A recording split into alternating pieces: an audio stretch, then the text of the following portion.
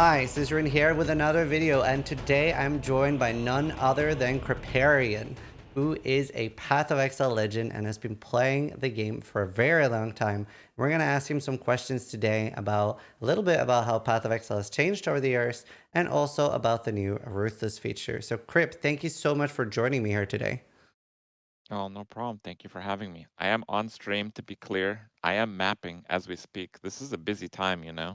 Yeah, I mean, and that's what a lot of people like about you. Always doing something, always very efficient. And you've been playing Path of Exile since like 2012? She corpse exploded the corpse of the boss. I think so. Yeah, I did the Diablo 3 thing until it became pretty boring, which was a couple of months. And then I was a variety Andy, but really I was just looking for a game to play full time because I'm not a variety Andy at heart. You know, I like to play a game and to keep me interested, it's gotta update. It's gotta have a level of complexity to really worth studying and deep diving. And yeah, we landed on PoE for a lot of reasons that I'm sure the people watching can understand. And Path of Exile as a game has changed such a large amount since you started playing. Could you walk me through how that experience has been for you for a little bit? Like how it was in the start and compared to what it is today? And then after that, we'll talk a little bit about Ruthless. That's a long answer. We I know. gotta we gotta kind of chop this up a little bit. We're gonna do the short form on that one. All right. Whatever Ruthless is right now, the first like beta and the first iteration of Path of Exile was way more ruthless than Ruthless. The biggest part of it was there was no thing as like a clear speed meta, and the most important thing was doing maps efficiently and getting the most out of every map.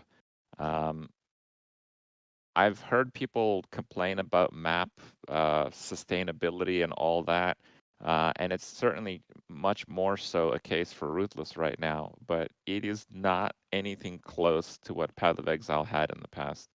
Um, I know in one of the first few week races, I don't know if it was Nugian's team that did this. I just, it's kind of a jumble because there were many week races, and we are talking 10 years ago, 10 plus years ago.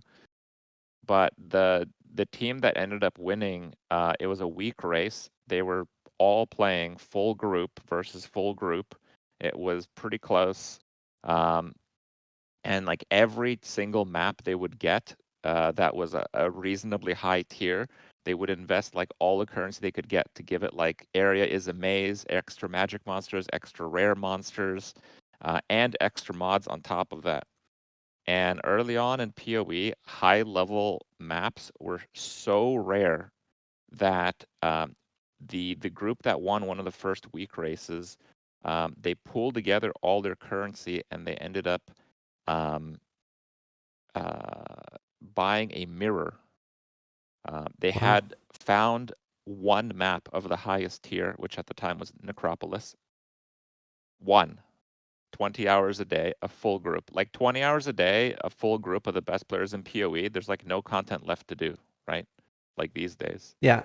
But back then, they got lucky and managed to climb the map ladder all the way to the top to get a single map of the highest tier. And they spent all the currency they had accumulated during this week to buy a mirror. So they rolled it and they mirrored the map. That's crazy. And at a certain level, there's so much experience because you're always fighting against like the massive experience differential penalty Yeah. that this was a meaningful thing that would put him ahead, not just because of the one action, but also because having two of the highest maps rolled perfectly is just so much for like attempting to sustain maps and continue to do that. Um, and these maps were so valued that you could literally pick up half the items off the ground and sell them to someone. Just like a high item level, like any item almost. Like not even like it's like, oh, I'm armor, I'll put on some Titan gauntlets. No. We'd be selling eye level, like top tier eye level Goliath gauntlets. Okay. Wow.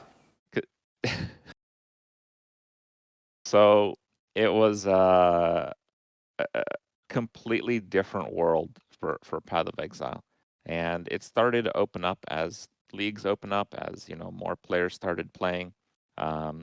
Accessing the entire game is certainly not what Path of Exile originally was. Yeah, the game has changed a very large time since then. And before Ruthless came out, you were playing like the normal game. How do you, as a long-term player, like the normal game in comparison to how it used to be back in the day? We're just talking about non-ruthless. How do I Yep. like Yeah, non-ruthless? before Ruthless came. Okay. So before I've actually only played SSF since SSF was like a league thing. I found it significantly more enjoyable. Mhm. And I like SSF because there isn't like major scarcity, but you kind of have to plan things out. You can't just like wing it. And you know that, yeah, you might have hundreds of chaos orbs, but still, the items that you're trying to craft often require that many chaos orbs. So if you use 300 chaos orbs in SSF, well, then you can't use them on another item. So there is a bit of scarcity and planning when it comes to doing all of that. And I did like the SSF experience quite a bit. I would usually get a character to like 98, 99, rarely to max level. Just when I felt like the only thing I was doing was grinding out levels, I'd usually stop playing, but Yeah. that would be a few weeks in. Overall, I'd really enjoy my time because each time I'd play a new league, I would always play something I never played before. Um, sure, in some cases it looked a little bit different, like I played 2 different versions of Absolution builds or whatever. But still, never quite the same build. Even if the best build I have is one from last league, we're not playing that. So in the leagues where the league content hasn't been quite that great, it's always been a pretty good experience for me because there's always the scarcity element of SSF if you play. Yeah.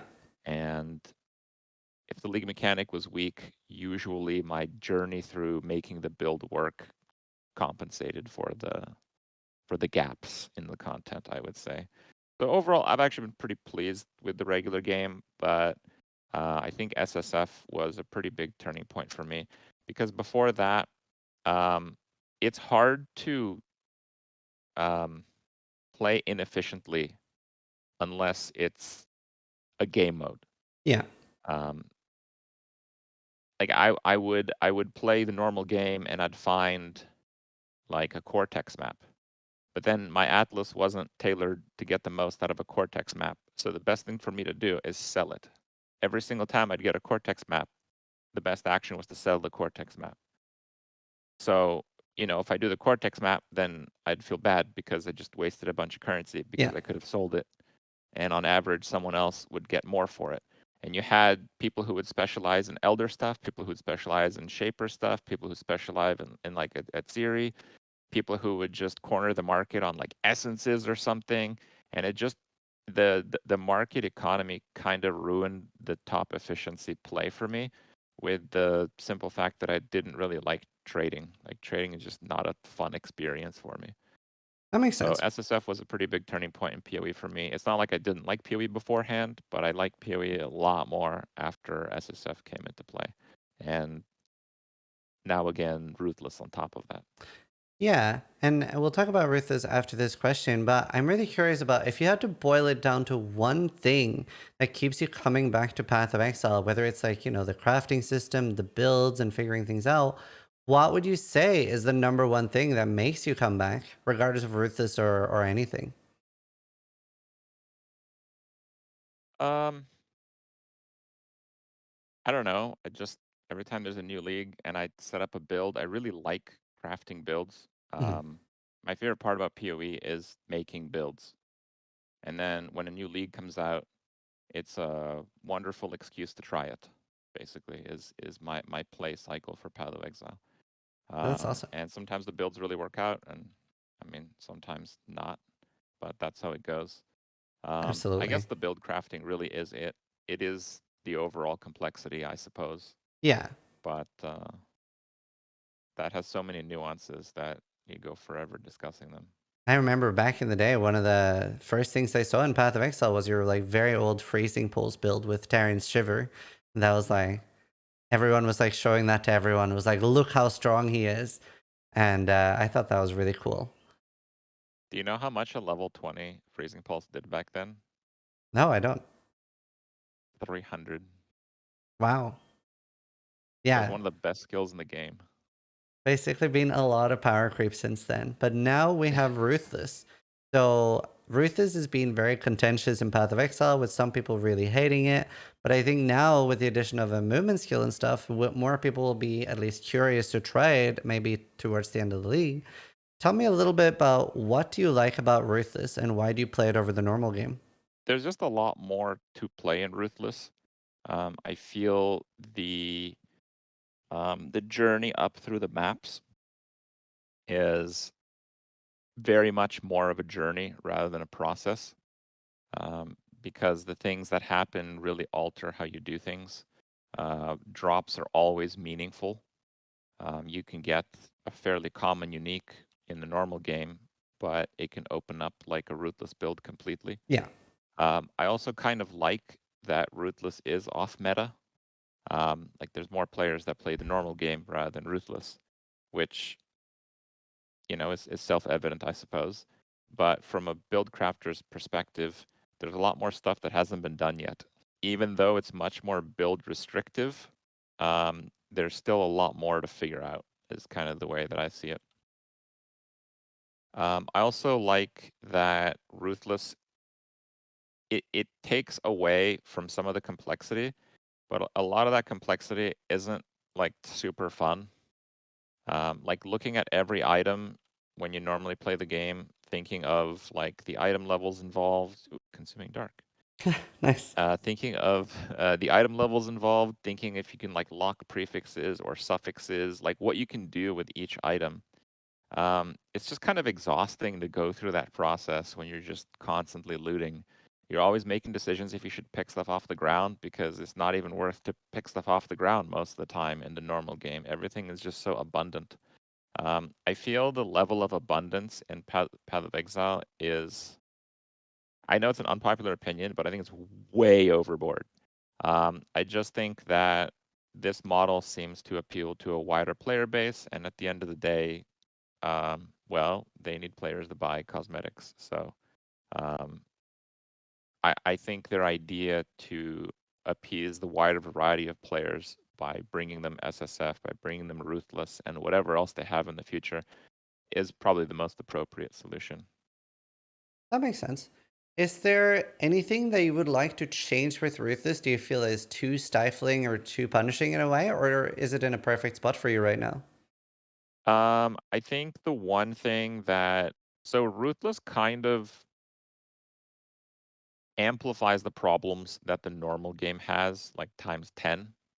You often used to see it in like the manifestos where they want people who invest in one thing to have the best outcome of that one thing, right? Like it sounds self-evident, but it has been done pretty well over the years. So, you know, if we go to where armor is, if you make a juggernaut and you get like every single armor node on the skill tree, Yeah. but then you don't use determination or grace, you're going to have like 15, 20,000 armor. But if you play a witch with no armor and you get like a couple of the aura clusters, you're actually going to have more armor than that. Yeah. So in Ruthless, it's ridiculous because the success bias was so evident this league, where like 5% of, you know, players on PoE Ninja had determination or grace, but then it's like 5 out of the top 5 players had determination or grace, and most of them were playing juggernauts. That's just ridiculous. The idea of the balance being like that split is a bit too extreme, but I think it goes further than that. I think the mechanic is just not very good. I think armor and evasion is kind of in a good spot in terms of how the defenses work, but I think it's completely overboard in how much the auras contribute to it. And I think they kind of agree, which is why they're trying to shortchange people's ability to stack those auras little by little each patch, right? Yeah. Like I didn't see any aura effect. Sorry, I didn't see any reservation effects on the crucible trees, right? But we did see reduced reservation effect on the skill tree. That's true. So I think they're trying to scale that back a little bit because I think these are pretty big problems. But I think for the normal game, they're probably more reluctant to do like nerfs that affect more than just one build. You talked about how important it was to drop something like Determination or Grace and stuff. Is that the case for like pretty much anything where dropping a support gem or an aura can like completely change everything? And are you happy with the drop rates of gems and stuff in Ruthless? Yeah, I'm pretty happy with the drop rate of gems and stuff. Last league when I played Ruthless, I had every single gem except for the Uber gems. Like I had Enhance actually. Oh, nice. Yeah, but I didn't have like Empower and Enlighten, I think. And I had all the other support gems drop by level 92. So in my approximation last league, I think it's a little bit worse for experience this league because map scarcity is more extreme. 92 is about level 100. So if you got level 100 last league in like SSF, then it was about getting 92 in Ruthless SSF. Wow. So that at 92 is when I got my last support gem that I was missing, which was Arcane Surge, which is kind of funny because you get that on the beach. Yeah. Wow. And I think that's fine. I think that's fine. I think there is a portion, a strategic element to playing a build that can use a wider array of support gems. One of the skills I was thinking of playing this league but didn't because they ruined Saboteur was Explosive Trap. So Explosive Trap is like a trap, a fizz skill, an elemental skill, and you can kind of swing it in a few different elements too. And you can build it crit as well. That's like 2/3 of support gems. That's basically. true. So you have a lot more openness with some skills and less so with others. And I think it's interesting that that's part of the strategy.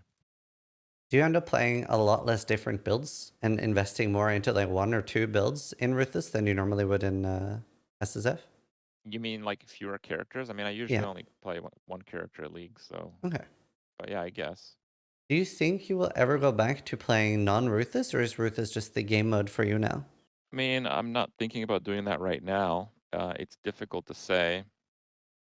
I think if they go and make things even scarcer for Ruthless, I'm gonna kind of hit that problem where like I mostly play super crazy all day for like a day, right? Sorry, a week. Mhm. So if it takes me more than a week to even get to like red maps, then that's just kind of a problem. Yeah. I don't know. If I was playing PoE full time, then the answer to that would be no. I just play Ruthless all the time.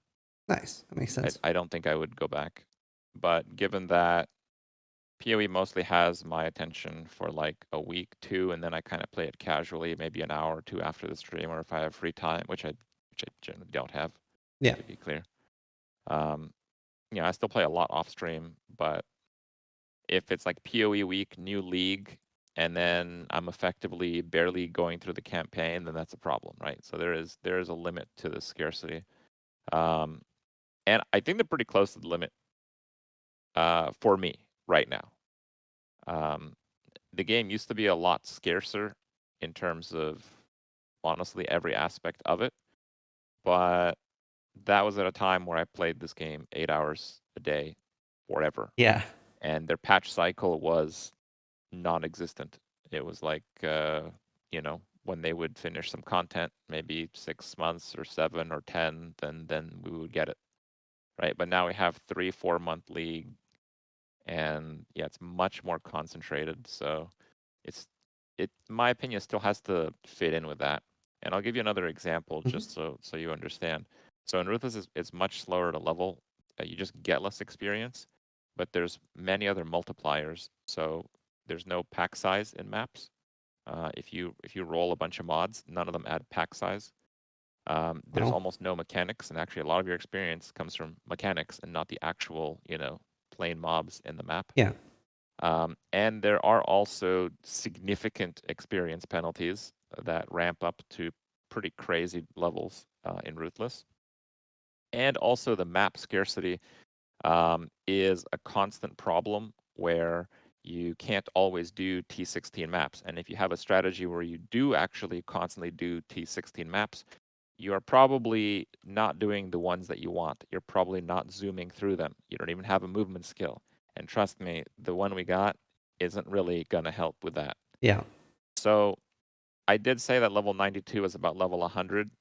And I think 92 to 93 was like leveling another character from like 1 to 100. Wow.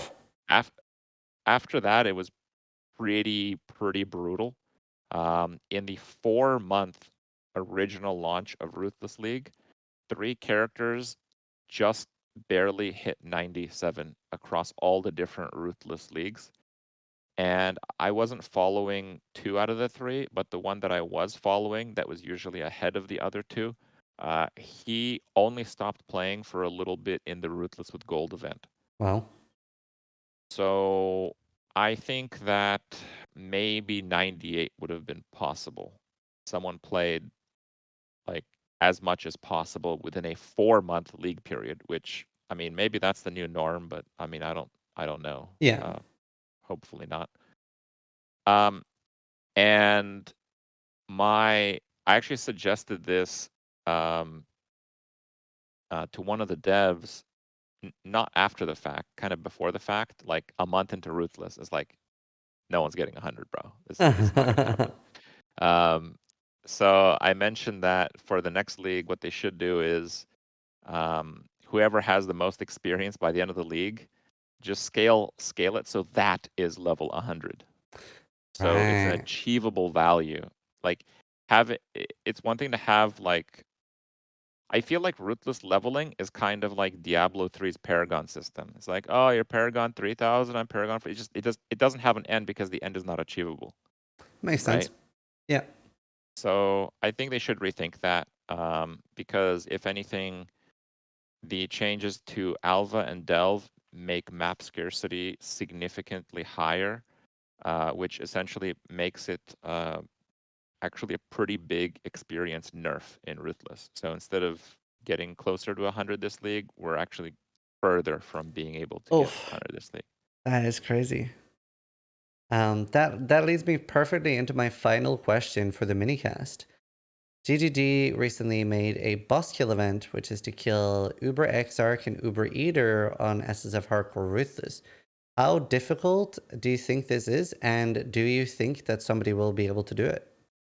So I don't know the Uber bosses that well, but for like the Uber bosses, the movement skill that we got, I think can help a lot.